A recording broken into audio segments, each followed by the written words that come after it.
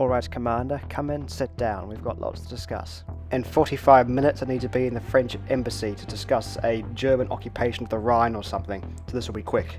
Today we'll be discussing our defensive grand strategy in the eventuality of a war with Germany. I'm going to say this only once, so pay attention.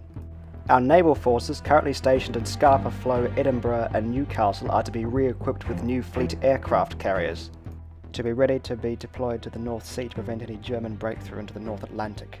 At the same time, the reserve fleet shall be split into several smaller groups and positioned to defend against any possible German aggression in the English Channel.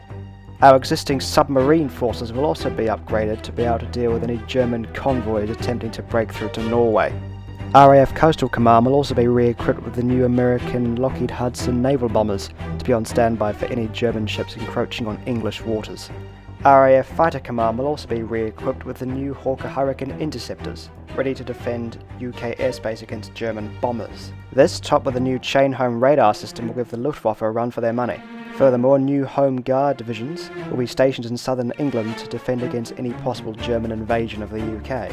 Armoured corps will also be created and sent to Bristol and Hull to be deployed to Norway, France or other parts of the Empire should the need arise. As long as the Union Jack stays flying above the Houses of Parliament, UK resolve will not falter. Our forces in the Mediterranean will also be on standby should Italy decide to join with the Germans against the British. They still seem a bit annoyed at the terms of the Versailles Treaty. In that eventuality, the Mediterranean Fleet and new fleets operating from Malta will deploy and blockade Italy from North Africa, preventing them from resupplying their ground troops. At this point, our forces currently stationed in Palestine will have redeployed to the Italian-African border. Furthermore, they will be reinforced with new light armoured divisions ready to blitz through North Africa to prevent the Italians from taking any of the French North African colonies. RAF tactical and naval bombers will also be on standby ready to assist any actions taken against the Italians. The Air Force will also be redeployed to El Alamein once the airfield there has been secured. Forces will also be positioned in India and the Far East to prevent any of those states falling into Axis hands, as well as reminding the Indian people whose side they're on.